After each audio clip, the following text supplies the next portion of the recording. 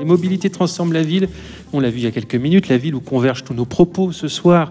Et dans cette interdépendance entre ville et mobilité se pose la question de rendre la ville meilleure, de rendre la ville plus agréable, de faire en sorte que la ville soit toujours le lieu, le théâtre de nos vies. C'est ce qu'on appelle parfois la ville inclusive. Et c'est de ça que nous allons parler avec vous, Cécile Maisonneuve. Vous êtes présidente de la Fabrique de la Cité, le think tank des innovations urbaines. Bonjour à vous. Bonjour. Définir la notion d'inclusion pour une ville, comment on le fait et avec quels mots? Alors, je commencerai peut-être d'abord par définir ce qu'est une ville. Et puisque Francis Pisani a dit que personne n'était d'accord pour dire ce qu'était une ville, je me sens très libre de donner ma définition. Moi, je dirais que la ville, c'est le lieu de tous les possibles. À la différence de la campagne, du village, la ville, c'est le lieu de l'anonymat. Vous n'êtes pas assigné à votre origine familiale, à votre origine culturelle. Et par conséquent, c'est l'endroit où on peut écrire sa propre histoire, prendre le crayon et décider ce qu'on va être nos projets familiaux, nos projets professionnels. Et le sujet de l'inclusivité, me semble-t-il, c'est comment faire en sorte que l'offre de logement, l'offre de transport, l'aménagement de l'espace public permettent d'exercer pleinement cette ville de tous les possibles, finalement. Dans la définition, on va dire, initiale, dans le canon de la définition de la ville, il y a la question de l'émancipation, des possibles, donc de l'émancipation de chacun. Quand on regarde finalement la ville contemporaine telle qu'elle s'est construite depuis le XXe siècle, avec tous ces réseaux d'infrastructures, a été construite très largement pour les classes moyennes. Et au fond, le projet, c'est quoi? C'est un projet d'émancipation et de progrès social.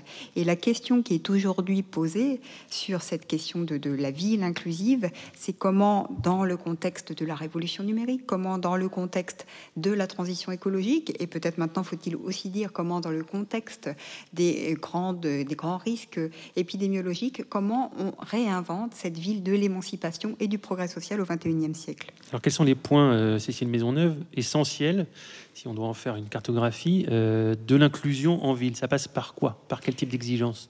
Alors, si je devais définir ce qu'étaient les trois piliers de l'inclusion en ville, je dirais qu'il y a l'accessibilité à l'emploi, l'accessibilité à la formation et l'accessibilité aux infrastructures sociales, les écoles, les hôpitaux. Et si j'allais plus loin, je dirais même que dans une génération qu'on appelle la génération 90% de notre temps, nous le passons en intérieur de plus en plus, il y a un endroit finalement où il n'y a plus beaucoup d'endroits où on rencontre les autres dans toute leur altérité.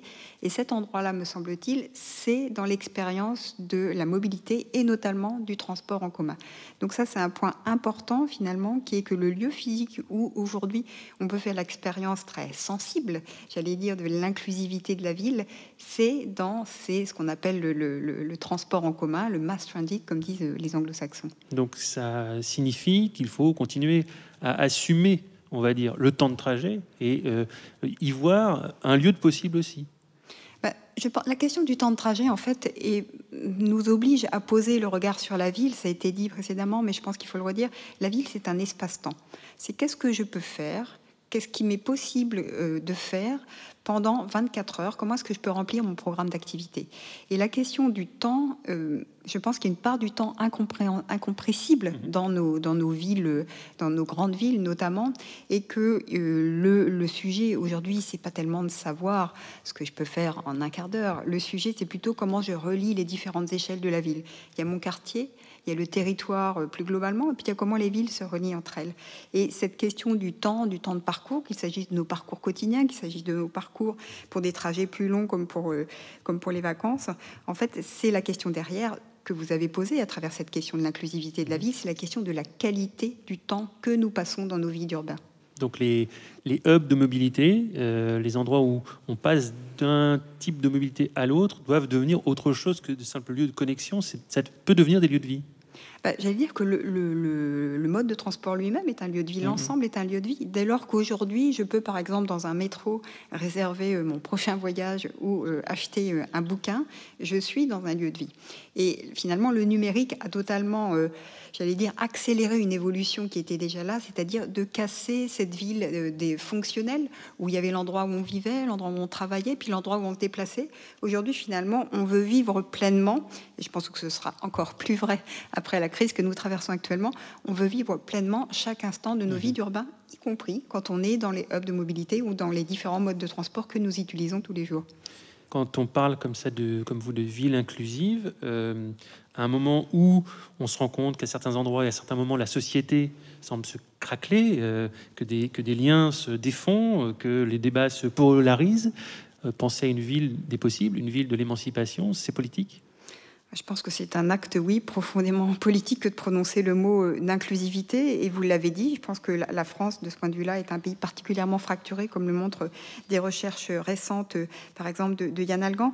Et à cet égard, je pense que cette ville dont je parlais précédemment, cette ville des classes moyennes, si on n'arrive plus à la construire par le logement abordable, le seul rempart qui reste finalement, c'est la mobilité. Donc c'est un point absolument crucial de la capacité de nos villes à rester inclusives.